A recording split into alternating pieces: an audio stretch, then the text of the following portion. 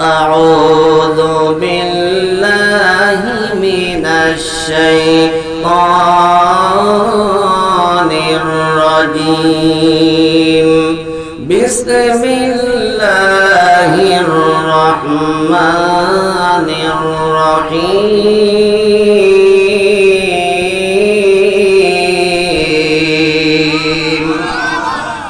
ومن يقتل مؤمنا متعمدا فجزاؤه جهنم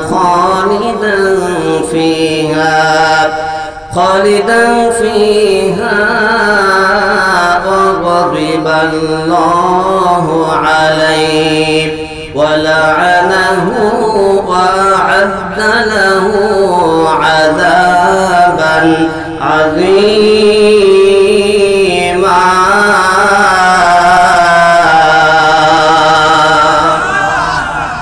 সূরা নিসা 93 নং আয়াতে কারিমা আল্লাহ পাক রব্বুল আলামিন জানিয়েছে ওমাইয়াতুল মুমিনা মুতাআম্মিদান যারা জেনে বুঝে নিরপরাধ ঈমানদার মানুষগুলোকে হত্যা করে ফাজাযাউহু জাহান্নামু খালিদান ফিহা আমার আল্লাহ পাক রব্বুল আলামিন তাদেরকে ছাড় দেয় না ছেড়েও দেয় না তাদের জন্য জাহান্নামের কঠিন শাস্তি আমার আল্লাহ পাক রব্বুল আলামিন প্রস্তুত করে রেখে দিয়েছে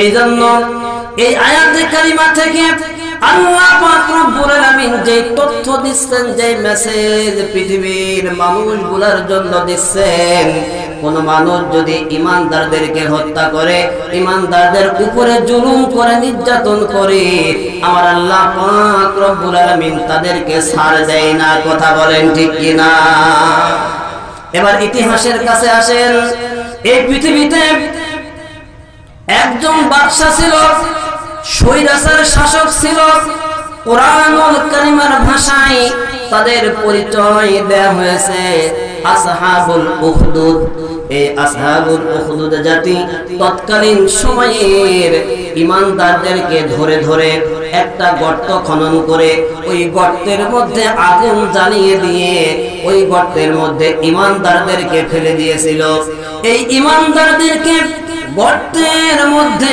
ফেলে দেওয়ার পরে তারা ক্ষান্ত হয় নাই তারা থেমে যায় নাই গর্তের কিনারায় দাঁড়িয়ে পাশে দাঁড়িয়ে দাঁড়িয়ে ঈমানদার বান্দারা কিভাবে আত্মচিৎকার করে কিভাবে আগুনের মধ্যে জ্বলতে যায় কিভাবে কান্নাকাটি করে কিভাবে চিৎকার করে এই চিত্রগুলো তারা ওই গর্তের কিনারার পাশে দাঁড়িয়ে দাঁড়িয়ে স্বচোখে নিজ চোখে দেখতেছিল অর্থাৎ তারা নিজেরা অন্যায় করতেছিল আর নিজেরাই চোখ দিয়ে তাকিয়ে দেখে দেখে তাদের অপরাধগুলোর সাক্ষী তারা নিজেরাই থাকতেছিল এই ঘটনাটা আল্লাহ পাক রব্বুল আলামিন কুরআনুল কারীমের মধ্যে তুলে ধরেছেন ওহুম আলা মা ইয়াফআলুনা বিল মুমিনিনা শুহুদ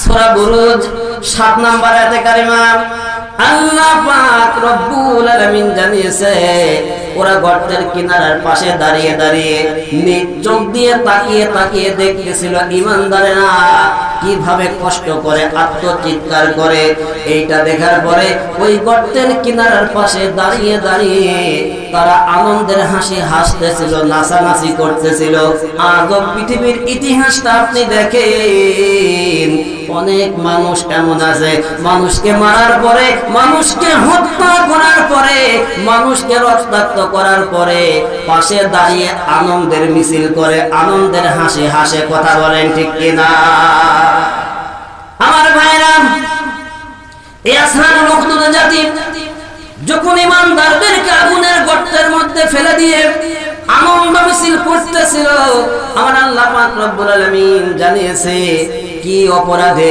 কি কারণে তারা ঈমানদারদেরকে আগুনের মধ্যে ফেলে দিল আল্লাহ পাক জানিয়েছে ওয়ামা নাকামু মিনহুম ইল্লা আইয়ুমিনু বিল্লাহিল আজিজিল হামিদ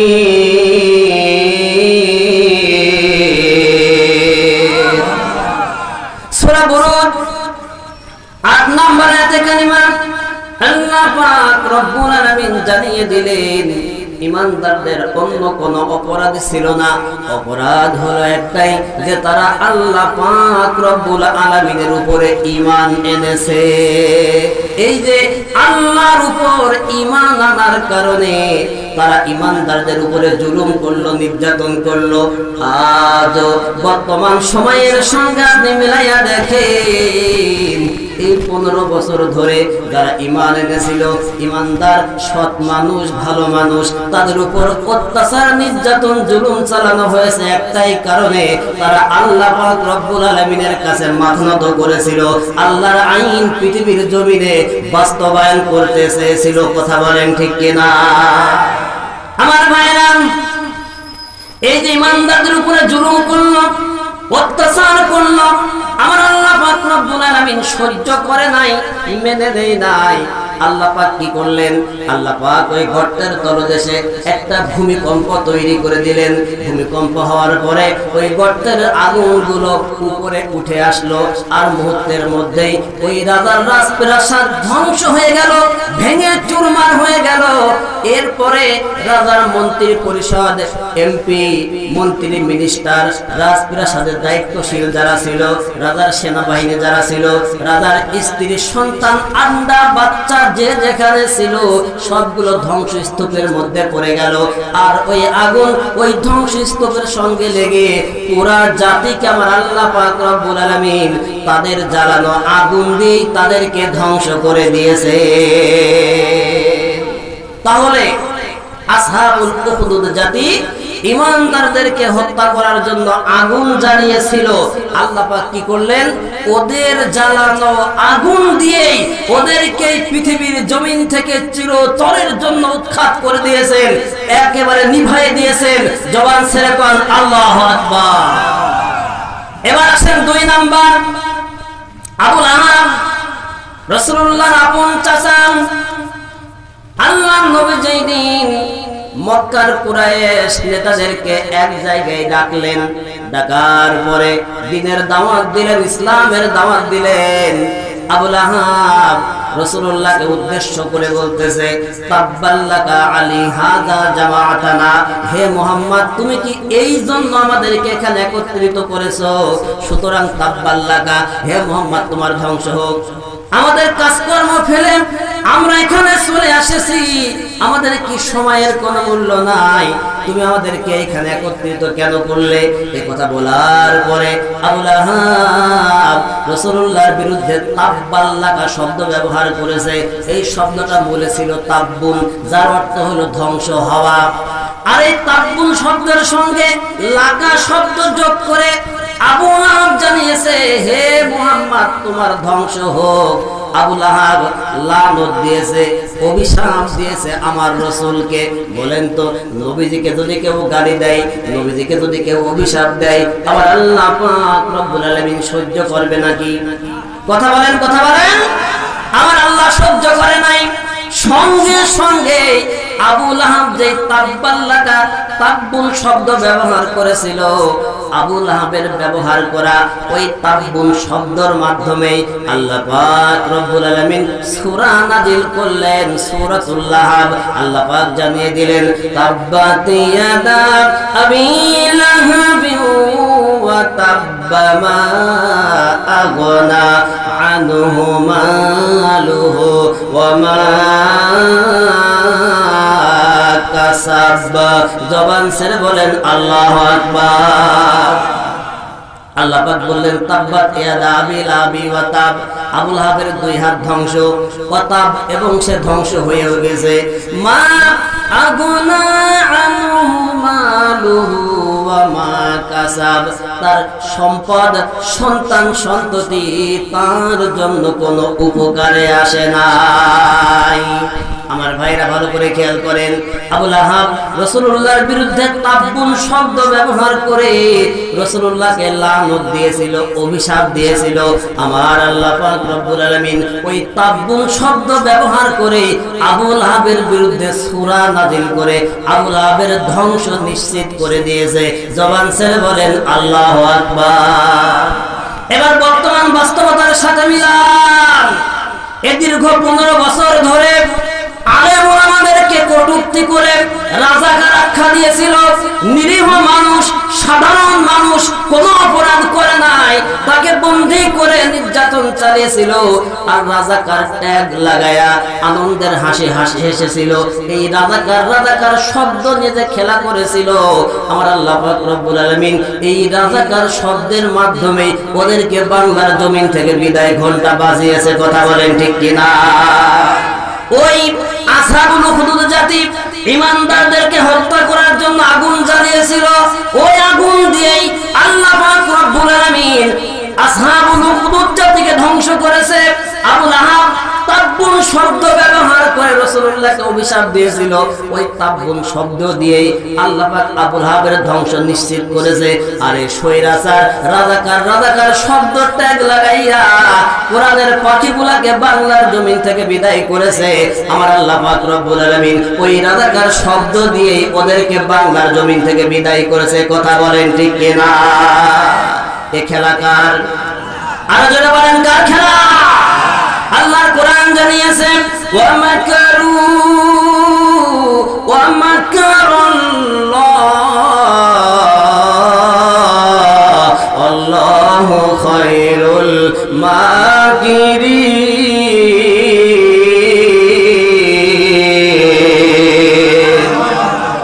সূরা আলে ইমরান 54 নম্বর আয়াতে কারিমা আল্লাহ পাক রব্বুল আলামিন বিশ্ব নবীকে ডাক দিয়ে বলতেছে, গো নবী, ও রাসূল, ওরা তোমাকে নিয়ে ষড়যন্ত্র করে, তোমাকে নিয়ে পলিসি তৈরি করে, ওরা যা কিছু ষড়যন্ত্র করেছে, কৌশল অবলম্বন করেছে, নবী গো, অমাকারু অমাকারাল্লাহ আল্লাহু খায়রুল মাকিরিন, তার উপরে আমি আল্লাহ পাক রব্বুল আলামিন কৌশল অবলম্বন করেছি। আর আমার কৌশলটাই হলো সর্বশ্রেষ্ঠ কৌশল। জবান ছেড়ে বলেন আল্লাহু আকবার। আল্লাহর কৌশল যেখানে আল্লাহ খাটায়, পৃথিবীর কোন ক্ষমতা আছে যে আল্লাহকে পরাজিত করতে পারে? আরো জোরে বলেন। পৃথিবীর কারোর ক্ষমতা নেই আল্লাহর সঙ্গে পাল্লা দেয়ার। ওরা কায়দা করে, কৌশল করে। আল্লাহ বলে ইন্নাহুম ইয়াকিদুনা কায়দা, ওরা কায়দা করেছে, কৌশল করেছে। ওয়াকিদু কায়দা, তার উপর আমি আল্লাহ আরেক কৌশল করি, আমি আরেক কায়দা করি। আর আমি যখন কায়দা কৌশল করি, ইঁদুর জাগায় খাই, জাগায় বেড়ে, নড়াচড়া করার সুযোগ পায় না। কথা বলেন ঠিক কিনা? আরো জোরে বলেন ঠিক কিনা? এজন্য আমার ভাইরা, এরা মনে করেছিল পুলিশ, র্যাব, বিজিবি এরা মনে হয় আমাদের খালু হয়। এরা যতকাল আছে আমাদের এই ক্ষমতার মসনদ থেকে কেউ নামাতে পারবে না। কিন্তু বাংলার সোনার যুবকেরা জীবন দিয়ে প্রমাণ করে দেখিয়ে দিয়েছে, এই স্বাধীন সোনার বাংলায় স্বৈরাচারের কোনো ঠাঁই নাই। কথা বলো ঠিক কিনা? ছুটে আয় ছাত্র আন্দোলনের নির্ভীকি সৈনিকেরা, খতম করো স্বৈরাচারের চেলাচা মন্ডাগুলা। ছুটে আয় ছাত্র আন্দোলনের নির্ভীকি সৈনিকেরা, খতম করো স্বৈরাচারের চেলাচা মন্ডাগুলা। স্বাধীনেই সোনার বাংলায় বিপ্লবেরই মশাল জ্বালা, স্বাধীনেই সোনার বাংলায় বিপ্লবেরই মশাল জ্বালা। ছুটে আয় ছাত্র আন্দোলনের নির্ভীকি সৈনিকেরা। জবান ছেড়ে বলেন আল্লাহু আকবার। আমার ভাইরা, সুতরাং আল্লাহ পাক রব্বুল আলামিন যখন ধরে, তখন আর পালানোর মতো কোনো সুযোগ থাকে না, কোনো ক্ষমতা থাকে না। কথা বলেন ঠিক কিনা? এজন্য আমার ভাইরা, এই 15 বছর ধরে তারা মিথ্যা অপরাধ ট্রাইব্যুনাল গঠন করে নিরপরাধ মানুষদেরকে যেমন অত্যাচার করেছে, নির্যাতন করেছে, জুলুম করেছে, নিরপরাধ কোরআনের পাখিগুলাকে ধরে ধরে ফাঁসির মঞ্চে ঝুলিয়ে তাদেরকে হত্যা করেছে, তাদের শাহাদাত পালন করিয়েছে। এ বাংলার জনগণ স্পষ্ট ভাষায় জানিয়ে দিতে চাই, এই স্বাধীন সোনার বাংলায় তাদের সাধারণ ট্রাইব্যুনাল আজ তাদের জন্য রেডি, তাদের সাধারণ বিচারক আজ তাদের জন্য রেডি। তারা যে অপরাধ করেছে, প্রত্যেকটা অপরাধ হিসাব করে করে পাই পাই হিসাব দেওয়া হবে। কথা বলা ঠিক না? এক বিন্দু ছাড় হবে না। বাংলার জমিনে মনে করেছিল এটা দাদা বাবুর দেশ, এটা বাবার দেশ, যা মন চাই তাই করবো। দেশের অর্থ সম্পদ গুলো লুটপাট করে, এদেশের টাকাগুলো অন্য দেশে পাচার করে, এদেশের ব্যাংকগুলো খালি করে, এদেশের রিজার্ভ গুলো খালি করে দেশকে একটা ফকির রাষ্ট্র বানানোর পরিকল্পনা করেছিলে। এই বাংলার জনগণ কখনো ভুলে যাবে না, কথা বলো ঠিক কিনা? এই বাংলার জনগণ তাদের যেখানে পাবে ইঁদুরের গর্তে পালালেও ঠ্যাং ধরে টেনে বের করে নিয়ে আসবে, এক বিন্দু ছাড় হবে না, কথা বলো ঠিক কিনা?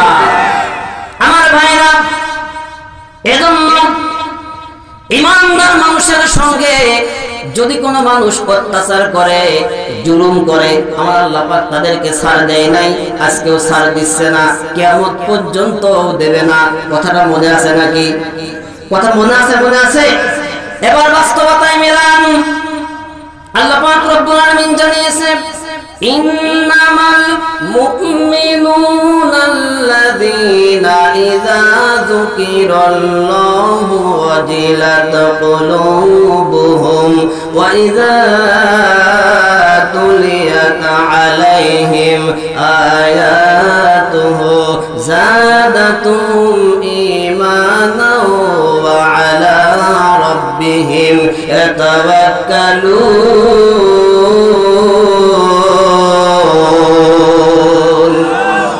সূরা আনফাল 2 নম্বর আয়াতে কারিমা আল্লাহ পাক রব্বুল আলামিন জানিয়েছে, ইন্নামাল মুমিনুনা, নিশ্চয় যারা মুমিন, নিশ্চয় যারা ইমানদার, ইযা যুকিরাল্লাহ, এই ইমানদার মানুষগুলো যখন আল্লাহ পাক রব্বুল আলামিনের জিকির করে, ওয়াজিলাত কুলুবুহুম, তখন তাদের অন্তরটা প্রকম্পিত হতে থাকে, অন্তরটা আল্লাহ পাক রব্বুল আলামিনের ভয়ে কাঁপতে থাকে।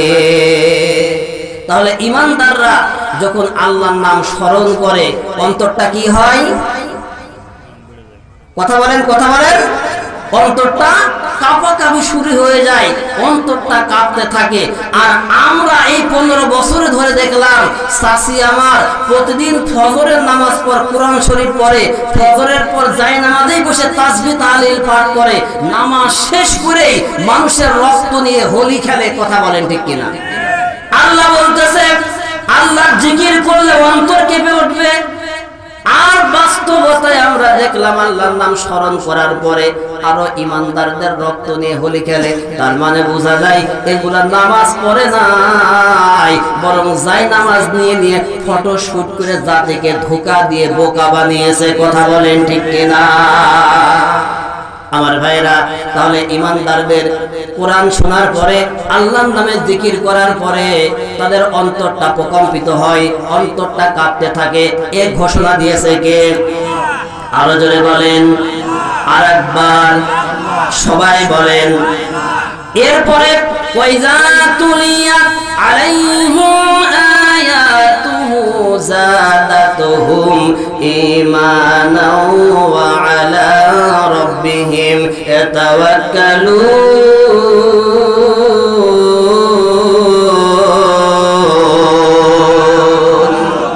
যখন তারা কোরআনের তেলাওয়াত শ্রবণ করে, কোরআন পড়ে, কোরআনের কথাগুলো শুনে, তখন তাদের ঈমান আরো বেশি বেড়ে যায়। অতঃপর তারা তাওয়াক্কুল করে, জীবনে যত বিপদ আপদ বালা মুসিবত আসুক না কেন, কোনো দিকে মাথা চাড়া দিয়ে, কোনো দিকে কান দিয়ে পালিয়ে যাব না। আমরা কোরআনের ময়দানে অবিচল থাকব, কোরআনের কথাগুলো শুনবো, এই কোরআনের কথাগুলো শোনার মাধ্যমে বাস্তব জীবনে আমল করব, কোরআনের পক্ষে থাকবো। যত বাধা বিপত্তি আসুক, কোরআনের পক্ষ থেকে আমরা সরে যাব না। এটা হলো ইমানদারদের বৈশিষ্ট্য। এজন্য এই 15 বছর ধরে আপনারা দেখেছেন ইমানদার মানুষগুলোর উপরে অত্যাচার, নির্যাতন, জুলুম চালানো হয়েছে। তাদেরকে তাদের ঘর বাড়িতে থাকতে দেয়া হয় নাই, তারা মাঠে মাঠে রাত কাটিয়েছে। এই প্রচন্ড শীতের মধ্যে থর থর করে কেঁপেছে, তবুও কোনো বাতিলের কাছে আঘাত করে নাই, বাতিলের কাছে মাথা নত করে নাই। কথা বলেন ঠিক কিনা? সুতরাং আল্লাহ পাক আমাদের সেই ইমানদার হিসাবে কবুল করুন। আমরা সবাই পড়ছি আমিন। আমার ভাইরা, তাহলে ইমানদারেরা যখন কোরআনে কারিমার কথাগুলো শুনে আল্লাহ পাক রব্বুল আলামিন জানিয়েছে তাদের অন্তরটা প্রকম্পিত হয়। তারা প্রকম্পিত হওয়ার কারণে তারা আল্লাহ পাক রব্বুল আলামিনের সন্তুষ্ট চিত্তে আল্লাহর জিকির করে, আল্লাহর জন্য তাদের চোখ দিয়ে পানি বের হয়ে আসে। কিন্তু এর পাশাপাশি আরেক দল ভণ্ড মানুষ আছে যারা ঈমানদার নাম দিয়ে অন্তরটা কাঁপায়, কলব কাঁপায়, কিন্তু আল্লাহর জিকির করে না, তারা বাবার নামের জিকির করে। কথা বলেন ঠিক কিনা?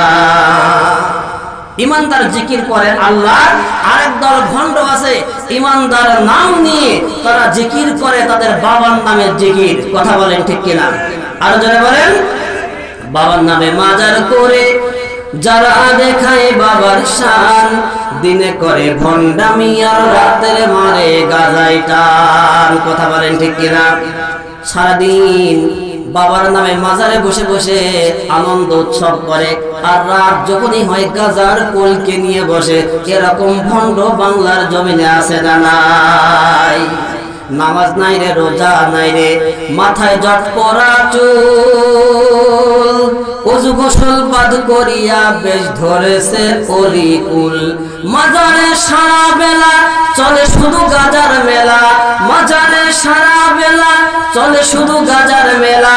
ঈমান আমল নাই রে ওদের হইছে রে বেঈমান, দিনে করে ভণ্ডামি আর রাতের মারে গাজাই টান। দিনে করে ভণ্ডামি আর রাতের মারে গাজাই টান। এরকম ভণ্ড এ বাংলার জমিনে এমন কোন জেলা নাই যেই জায়গায় গেলে আপনি পাবেন না। আমার ভাইরা, এরা বাবার নামে মাজার তৈরি করে সেখানে বসে সারাদিন আড্ডা দেয়। বছরের পর বছর গোসল করে না, গা থেকে সুসর গন্ধ বের হয়, পাশে বসা যায় না। এরপরেও দলে দলে তার কাছে মানুষ মুরিদ হয় আর বলে, হুজুর এই বাবার কাছে যদি আপনি মুরিদ না হন, বাবার কাছে বায়াত গ্রহণ না করেন, আপনি জান্নাতে যেতে পারবেন না। নাউজুবিল্লাহ। আছে না নাই? বাবার কাছে মুরিদ না হলে জান্নাতে যাওয়া যায় না। কিন্তু বাবার গা থেকে এমন দুর্গন্ধ, বছরের পর বছর গোসল না করার কারণে তার পাশেই বসা যায় না। আছে না নাই? আর জোরে, তুই পাবি না রে মাবুদ মাওলা, পাবি না রে মাবুদ মাওলা, মুর্শিদ বিহনে তোর দেহ মনস প্রিয়া দে তুই বাবার চরণে। আল্লাহু আল্লাহু, জোরে কোন নাউজুবিল্লাহ। আরো জোরে। এরকম ভণ্ড এ বাংলার জমিনে আছে না নাই? কয় বাবার কাছে দেহ মন উজাড় করে দেয়া লাগবে, মন তো দিবা, দেহটাও দিয়ে দিবা। নাউজুবিল্লাহ বলেন। মূর্খ মুরিদ মনে করতেছে দেহ মন উজাড় করে যদি বাবার এসকে ফানা ফিল্লা হওয়া না যায়, তাহলে বাবার ফয়েজ পাওয়া যাবে না। বাবার নূরের ফয়েজ পেতে হলে দেহ মন উজাড় করে বাবার খেদমত করা লাগবে। এজন্য অনেক মূর্খ মুরিদ আছে বাড়ি থেকে বউ নিয়ে এসে বাবার খেদমতে লাগিয়ে দেয়, বাবার হাত পা টিপায়। আছে না নাই? 2 দিন তখন বাবার হাত পা বউ দিয়ে টিপায়। বউ বাবার খেদমত করার পরে এখন আর স্বামীর সংসার ভালো লাগে না, তখন কয়, মফিজ রে তোর সংসার আমি আর করতে চাই না, আমি এখন বাবার ভক্ত, বাবার আশেক, আমি এখন বাবার সঙ্গে উদাসী হয়ে, আমি এখন বৈরাগী হয়ে বাবার সঙ্গে চলে যাব, আর ঘর বাড়ি আমার ভালো লাগে না। ঘরের বাহির করলো আমার, মন করিল উদাসী, তারে আমি কতই ভালোবাসি, আমার মুর্শিদ কেন বোঝে না গো, তারে আমি কতই ভালোবাসি।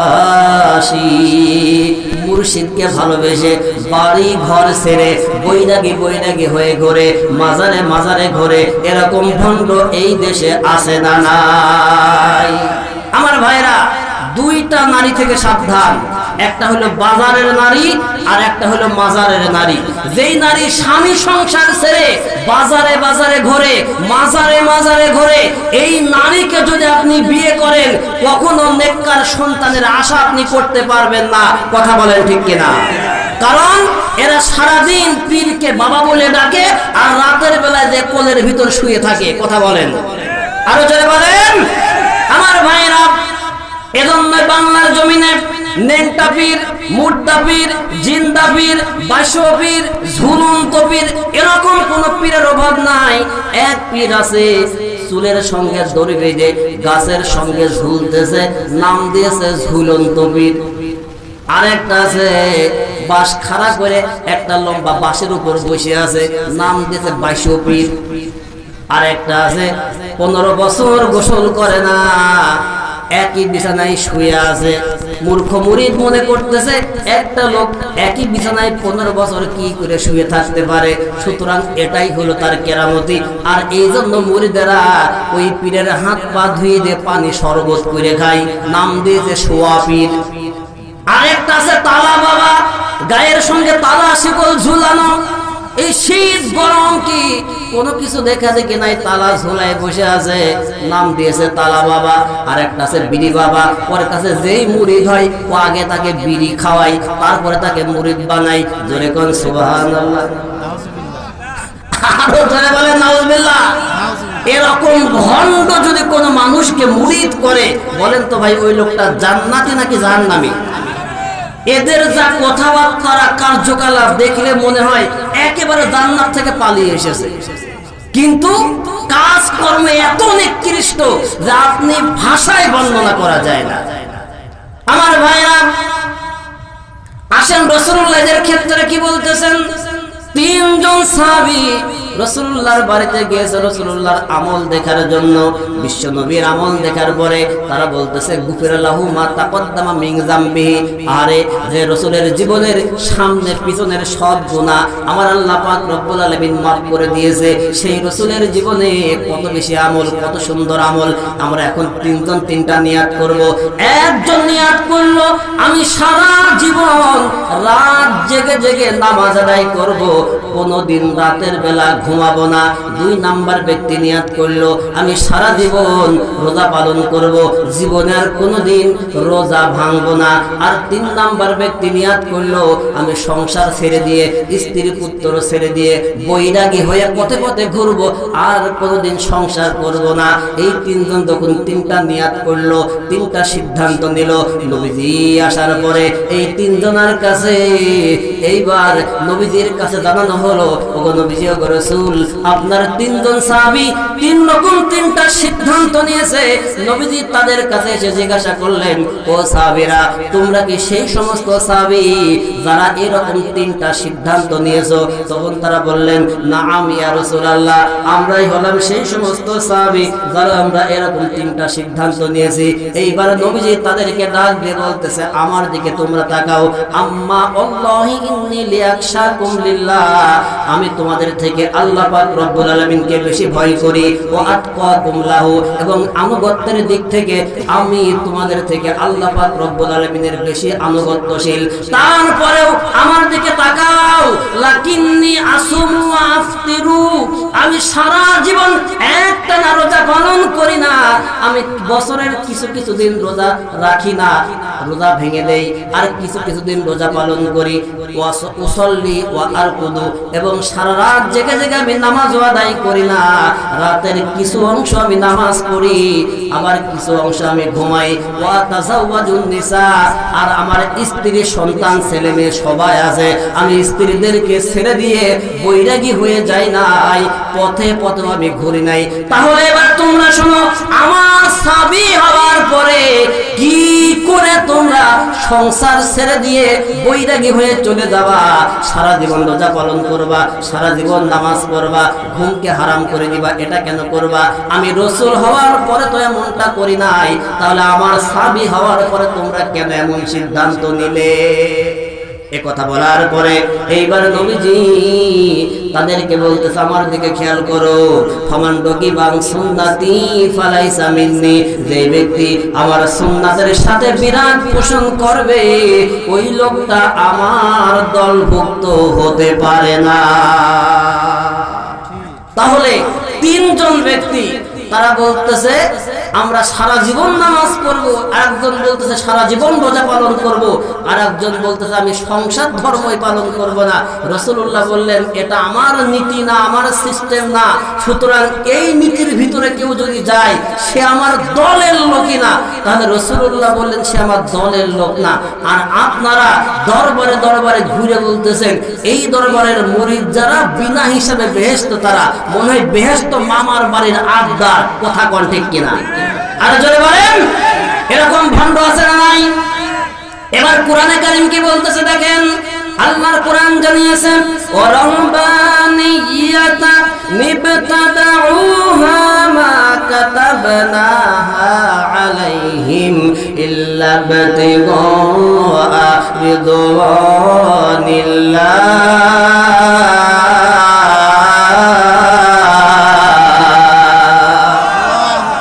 সূরা হাদীদ 27 নম্বর আয়াতে কারিমা আল্লাহ পাক রব্বুল আলামিন জানিয়েছে ওরা যেই পথ বেছে নিয়েছে, যেই পথ অবলম্বন করেছে, আমি আল্লাহ পাক রব্বুল আলামিন এই পথ ওদের জন্য তৈরি করে দেই নাই, ওরা নিজেরাই বাছাই করে নিয়েছে।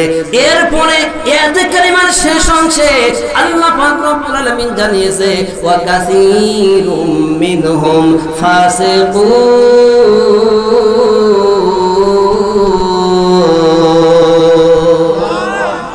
তাহলে আল্লাহ পাক রব্বুল আলামিন বলতেছেন ওরা অধিকাংশই হলো ফাসিকের দল। একটু ভালো করে খেয়াল করেন, নবীজি বললেন ও আমার দলের লোক না, আর আল্লাহ পাক রব্বুল আলামিন বলতেছেন ওরা অধিকাংশই হলো ফাসিকের দল। আর আমরা বললাম বাবা লেংটা হলে কি হবে, বাবার ভিতর মাল আছে। কথা কয় না, কথা বলেন, কথা বলেন। ওই যে কুমিল্লা ডিস্ট্রিক্টে একটা পীর আছে লেংটা পীর, আপনারা শুনছেন না? হ্যাঁ, তার কোনো ড্রেস লাগে না, কাপড় লাগে না, লেংটা হয়ে বসে আছে, নাউজুবিল্লাহ বলেন। তার কাছে আবার লোকজন দলে দলে যায় আর বলে হুজুর বাবা লেংটা দেখলে কি মনে হবে, বাবার ভিতর মাল আছে। আমার ভাইরা, তো এই জন্য ইমানদার বান্দা যারা, তারা জিকির করে কার, তাসবিহ পড়ে কার, ইবাদত করে কার, ভয় করে কার?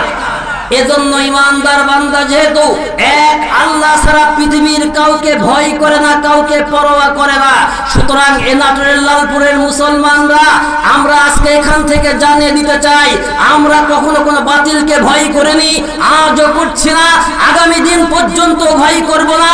কিয়ামত চলে আসবে তবু কোনো বাতিলকে আমরা ভয় করব না। কথা বলেন ঠিক কিনা? কারণ আমাদের শক্তিদাতা, আমাদের বিধানদাতা, আমাদের ক্ষমতাদাতা সব কিছু একমাত্র আল্লাহ পাক রব্বুল আলামিন। কথা বলেন ঠিক কিনা? সুতরাং যারা এই ইমানদার বান্দাকে অত্যাচার করে, নির্যাতন করে, আমার আল্লাহ তাদেরকে ছাড় দেয়নি, ছেড়েও দেয়নি। ইমানদার বান্দা তার সব কিছু আল্লাহর জন্য সঁপে দিয়েছে, আর তুমি সেই মানুষকে হত্যা করবা, সেই মানুষকে বন্দী করবা, সেই মানুষের উপর অত্যাচার, নির্যাতন, জুলুম চালাবা, আমার আল্লাহ পাক রব্বুল আলামিন তোমাকে মাফ করবে না, ক্ষমা করবে না। কথা বলেন ঠিক কিনা? আমার ভাইরা, মক্কা বিজয়ের দিনের ইতিহাস দেখেন। নবীজি যখন মক্কা বিজয় করলেন, মক্কা বিজয় করার পরে কাবা শরীফ তাওয়াফ করে রাসূলুল্লাহ কাবা ঘরের মধ্যে প্রবেশ করলেন। 360টা মূর্তি ছিল, এই 360টা মূর্তি রাসূলুল্লাহ নির্দেশ দিলেন ভেঙে চুরমার করে দেওয়ার জন্য। আল্লাহর নবীর নির্দেশে হযরতে আলী রাদিয়াল্লাহু তাআলা আনহু কাবা ঘরের ভিতরে থেকে 360টা মূর্তি একেবারে ভেঙে তছনছ করে দিয়েছে। জবান ছেড়ে বলেন আল্লাহু আকবার। তাহলে রাসূলুল্লাহ মূর্তি ভাঙার পক্ষে না গড়ার পক্ষে? আরো জোরে, আরো জোরে। কিন্তু 15 বছর ধরে বাংলার জনগণের টাকা, আমাদের টাকা দিয়ে দেশের মোড়ে মোড়ে বিভিন্ন জায়গায় মূর্তি তৈরি হয়েছে কি হয়নি? আরো জোরে বলেন। আবার একদল প্রেতাত্মা শয়তানের গোষ্ঠীগুলো এই কাজগুলোকে সাপোর্ট করেছে, ওই মূর্তির পক্ষে আন্দোলন করেছে, মিছিল করেছে। আমরা এই জায়গা থেকে জানিয়ে দিতে চাই, যারা মূর্তির পক্ষে কাজ করবা, যারা মূর্তির পক্ষে স্লোগান দিবা, তোমাদের কোনো জানাজা বাংলার জমিনে হবে না, কোনো ইমাম তোমাদের জানাজা পড়াবে না। কথা বলো ঠিক কিনা? মনে করেছিলে বাপের টাকা, মনে হয় কার টাকায় মূর্তি তৈরি করতেছে একবার হিসাব করে দেখো না। তুমি ইমানদার দাবি করো কিভাবে? তুমি মুসলিম দাবি করো, আর রাসূল মূর্তি ভাঙার নির্দেশ দিলেন, আর তুমি মরে মরে মূর্তি তৈরি করে মানুষকে বুঝাই দিলে ইসলাম প্রেমী মুসলিম আমরা। কি আশ্চর্য ব্যাপার! আমার ভাইরা, রাসূলুল্লাহ মূর্তি ভাঙলেন, ভাঙার পরে এইবার কাবা ঘর থেকে যখন বের হলো, বের হওয়ার পরে দেখে কাবা ঘরের সামনে মক্কার কুরাইশ নেতাগুলো দম ধরে লাইনবদ্ধভাবে দাঁড়িয়ে আছে।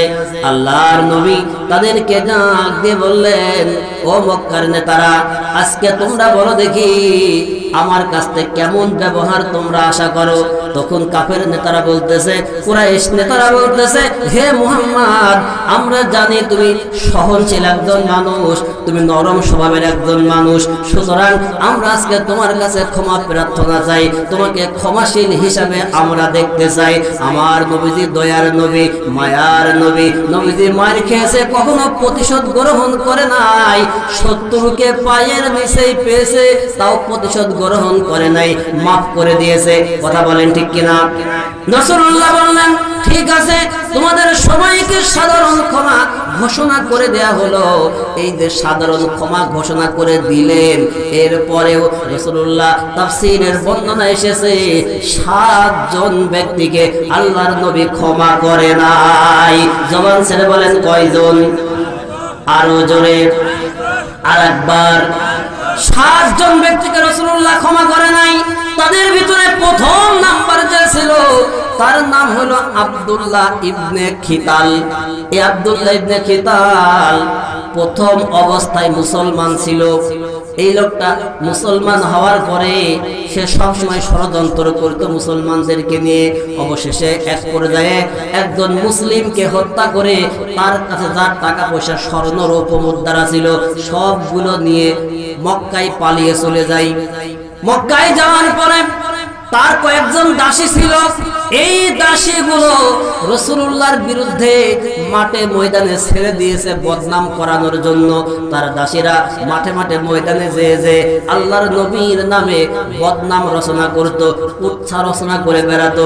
আর এই আব্দুল্লাহ ইবনে খিতাল ওই মক্কায় বসে মুসলমানকে হত্যা করার পরে যেই টাকা স্বর্ণ মুদ্রা নিয়ে গিয়েছিল, ওই টাকা স্বর্ণ মুদ্রা দিয়ে মদিনা রাষ্ট্রের বিরুদ্ধে ষড়যন্ত্র করত, মদিনা রাষ্ট্রকে উৎখাত করার পরিকল্পনা করত। এই জন্য আল্লাহর নবী তাকে হত্যা করেছে, আল্লাহর নবী তাকে হত্যার নির্দেশ দিয়েছে, এক বিন্দু ছাড় দেয় নাই। এইবার বর্তমান সময়ের সাথে আপনি একটু মিলায়ে দেখেন, আমার দেশের টাকা পয়সা অর্থ সম্পদ পাচার করে, ব্যাংকগুলো লুটপাট করে পাচার করে, রিজার্ভের টাকাগুলো অন্য দেশে পাচার করে, আজও কিছু মানুষ আছে আমার দেশ নিয়ে ষড়যন্ত্র করতেছে অন্য দেশে বসে। কথা বলেন ঠিক কিনা? তাহলে আব্দুল্লাহ ইবনে খিতাল মুসলমানকে হত্যা করার পর, একজন সাহাবীকে হত্যা করার পর, সেই টাকা নিয়ে মদিনা রাষ্ট্র নিয়ে ষড়যন্ত্র করার কারণে রাসূলুল্লাহ যদি তাকে ক্ষমা না করে, মাফ না করে, যারা আজকে আমার দেশের টাকা নিয়ে অন্য দেশে বসে বসে আমার দেশ নিয়ে ষড়যন্ত্র করতেছে, ওদের কি মাফ হবে? কথা বলেন, কথা বলেন। ওদের কোনো মাফ এ বাংলার জমিনে হবে না। ওরা যা কিছু পরিকল্পনা করেছে, ওদের কোন পরিকল্পনা বাংলার জমিনে বাস্তবায়ন হতে দেয়া হবে না। কথা বলো ঠিক কিনা? এজন্য কোন নাস্তিক মুরতাদের ষড়যন্ত্র এদেশে কায়েম হবে না। কোন নাস্তিক মুরতাদ যদি এই দেশকে নিয়ে ষড়যন্ত্র করে, এদেশের সীমানা নিয়ে ষড়যন্ত্র করে, এ নাটোরের লালপুরের মুসলমানরা আমরা জানিয়ে দিতে চাই, আমাদের শরীরে এক বিন্দু রক্ত থাকা পর্যন্ত এ বাংলার জমিনের 1 ইঞ্চি সীমানা আমরা ছেড়ে দিব না। কথা বলো ঠিক কিনা? বাংলাদেশের মুসলমানেরা 1 চুল ছাড় দিতে প্রস্তুত নয়। সুতরাং যারা আমার দেশ নিয়ে ষড়যন্ত্র করতেছো সাবধান হয়ে যাও। এ জাতি যদি উঠে দাঁড়ায় পালানোর জায়গা পাবে না। এ জাতি যদি উঠে দাঁড়ায় এক বিন্দু পরিমাণ এ জাতির সামনে দাঁড়ানোর সাহস পাবে না। কথা বলো ঠিক কিনা? পালা রে পালা, জলদি পালা, নইলে তোদের গলে ঝুলবে তালা। কথা বলেন ঠিক কিনা? পালা রে পালা, জলদি পালা, নইলে তোদের গলে ঝুলবে তালা। হক আসছে, বাতিল তো কাঁপছে, ছিনিয়ে নেবে ওরা জয়ের মালা। পালা রে পালা, জলদি পালা, নইলে তোদের গলে ঝুলবে তালা। জবান ছেড়ে বলেন ঠিক কিনা? আমার ভাইরা, এজন্য মদিনা রাষ্ট্রকে নিয়ে যখন আব্দুল্লাহ ইবনে খিতাল ষড়যন্ত্র করলো, আমার নবীজি জানিয়ে দিলেন সবাইকে সাধারণ ক্ষমা ঘোষণা করা হলেও ওই আব্দুল্লাহ ইবনে খিতালকে ক্ষমা করা হবে না। ওর যেখানেই পাবা সেখানেই ওর মার হবে, কোন রকম ছাড় হবে না। নবীজির কাছে সংবাদ এসে পৌঁছালো, ওগো নবী, ওগো রাসূল, আব্দুল্লাহ ইবনে খিতাল কাবা ঘরের গিলাফ ধরে ঝুলতেছে। ও নবী, এই মুহূর্তে আমরা কি করতে পারি? কাবা ঘর তো হারাম শরীফ, ওই জায়গায় তো মানুষ হত্যা করা জায়েজ নাই, বৈধ নাই। তাহলে আমরা কি করব? আল্লাহর নবী বললেন, কাবা ঘর যদিও হারাম শরীফ, যদি ওখানে রক্তপাত করা নিষিদ্ধ, হারাম, তারপরেও ওকে যেখানেই পাবা ওখানে একেবারে কুপাও শামসু, ওকে একবারে যেখানে পাবা সেখানে একেবারে পৃথিবী থেকে শেষ করে দিবা, ওকে কতল করবা, ওকে কোন রকম ছাড় হবে না। এই জন্য এখান থেকে শিক্ষা, যারা আমার দেশ নিয়ে ষড়যন্ত্র করেছে এখনো করতেছে, ওরা যদি ইঁদুরের গর্তেও পালায় সেখান থেকে বের করেও ওদেরকে উপযুক্ত শাস্তি দেওয়া হবে, এক বিন্দু ছাড় হবে না। কথা বলো ঠিক কিনা? সুতরাং সাবধান, এখান থেকে আমরা সাবধান করে দিতে চাই। যারা ভিন দেশের এজেন্ডা হয়ে এদেশকে চক্রান্ত করতেছে, ষড়যন্ত্র করতেছে, এ বাংলার জনগণ এরা সিংহের জাতি, এরা বাঘের জাতি। এদের সামনে পড়লে এমন থাবা মারবে, বাপ ডাকার সময় পাবো না। কথা বলো ঠিক কিনা? আর মাকে ডাকবা কি করে? মা তো আগেই বনবাসে। জোরে কোন ঠিক কিনা? আমার ভাইরা, এজন্য আল্লাহ পাক রব্বুল আলামিন জানিয়েছে, যদি কোনো মানুষ দেশ নিয়ে ষড়যন্ত্র করে, ওগো নবী, ওগো রাসূল, লা ইল্লাম ইয়ানতাহিল মুনাফিকুনা ওয়াল্লাযীনা ফী কুলুবিহিম মারদু ওয়াল মুরজিফুনা ফিল মাদিনা লানুগরিয়ান্নাকা বিহিম সুম্মা লা ইউজাওিরুনাকা ফিহা ইল্লা কলিলা।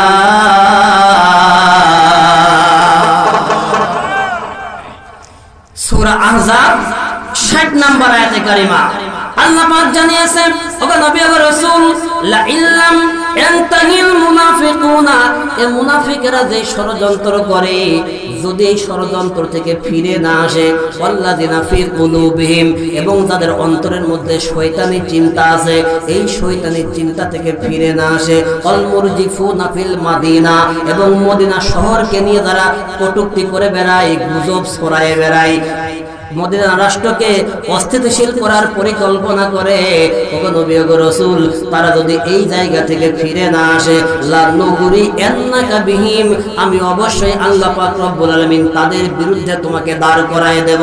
ও নবী, ও রাসূল, আর যখন আমি আল্লাহ পাক রব্বুল আলামিন তাদের বিরুদ্ধে তোমাকে দাঁড় করায় দেব, সুম্মা লা ইউজাওিরুনাকা ফিহা ইল্লা কলিলা, তখন তুমি দেখবা একজনও তোমার সামনে টিকতে পারবে না। ও নবী, ও রাসূল, সবগুলো বাড়ি ঘর ছেড়ে অন্য জায়গায় পালিয়ে চলে যাবে। আজকেও পৃথিবীর ইতিহাসের সঙ্গে মিলাইয়া দেখেন, আমার দেশে দেখেন, কেবলমাত্র ছাত্ররা উঠে দাঁড়িয়েছে, তাতেই দিদি দাদার বাড়ি পালিয়েছে। কথা বলেন ঠিক কিনা? আধারে ভয় করো না, আলো আছে আড়ালে, কালো সব পালিয়ে যাবে তুমি উঠে দাঁড়ালে। কালো সব পালিয়ে যাবে তুমি উঠে দাঁড়ালে। সুতরাং যদি আমরা উঠে দাঁড়াই, বাতিল আমাদের সামনে থেকে পালাতে বাধ্য হবে। কথা বলেন ঠিক কিনা? সুতরাং ঈমানদার বান্দা যারা, তাদেরকে কি ভয় করার কোনো দরকার আছে? কোনো ভয় আছে? কোনো ভয় নাই। এই জন্য আল্লাহ পাক রব্বুল আলামিন জানিয়েছেন, মালউনিনা আইনামা সুকিফু উখিযু ওয়া কুতিলু তাকতিলা। সূরা আহজাব 61 নম্বর আয়াতে কারিমা আল্লাহ পাক জানিয়েছে ওদের উপর লানত, অভিশাপ। আইনামা সুকিফু, ওদেরকে যেখানেই পাওয়া যাবে উখিযু, ধরা হবে, ওয়া কুতিলু তাকতিলা, এবং নির্মম ভাবে প্রতিশোধ গ্রহণ করা হবে। এক চুল ছাড় দেয়া যাবে না। এ বক্তব্যকার আরো জোরে বলেন, আরো জোরে বলেন।